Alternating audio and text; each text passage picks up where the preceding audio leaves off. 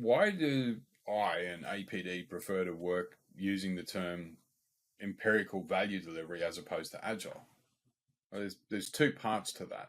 I think firstly, the term agile, it's now almost contaminated, right? Which is a victim of its own success. So agile in itself means do something, get some feedback, do something better. And if we have a look back to the history of how the agile frameworks emerged in the mid 90s, there was huge collaboration between the pioneers.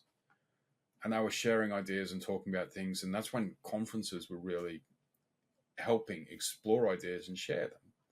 Now, as agile grew as a concept and the results were being seen, it became more and more popular to do it. And then it hit this point of everybody wanting to do it and very large organizations wanting to adopt it, which meant there was a huge influx of people who potentially didn't understand it. And so when you get very large organizations trying to hire hundreds of coaches, and there aren't hundreds of coaches around, people will, people are people. They need to make a living, so they'll just get the right words in their CV and go in and do it.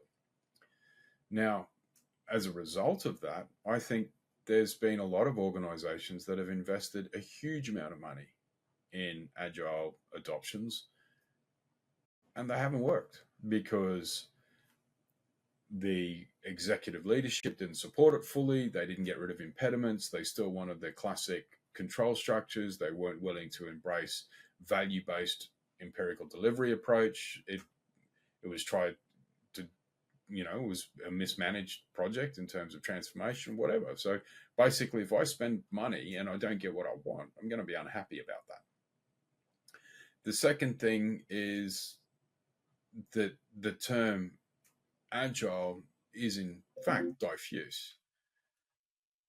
And this is why I prefer the term empirical value delivery, because I'm taking empiricism from the Scrum Guide that Ken and Jeff wrote, and transparency, inspection, adaptation is the key. And value delivery, well, that's the point. If we as businesses focus on delivering value to our customer, then we can get feedback.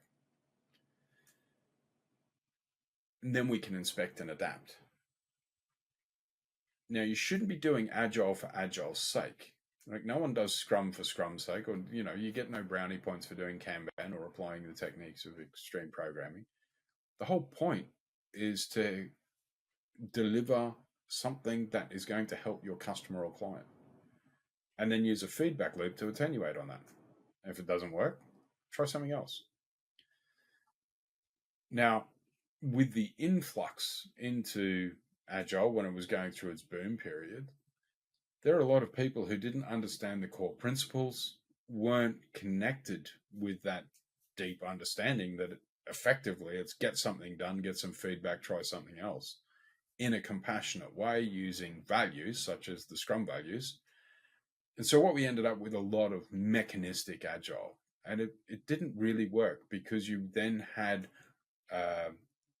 a really unthinking execution of frameworks, or even a dogmatic execution of frameworks.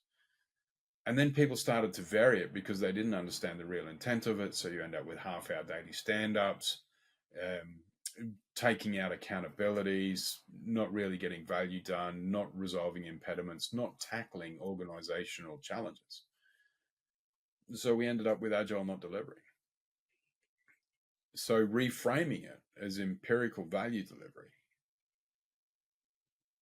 helps APD work with its clients to understand that it's about getting stuff done and getting some feedback, and systemically changing the structures around your organization so that your organization can be more effective, be more humane, and deliver value to its customers and clients. And all of my clients that I've been successful with, there's a really tough phase you go through where bringing in empiricism starts unearthing problems within the organization. Things aren't working.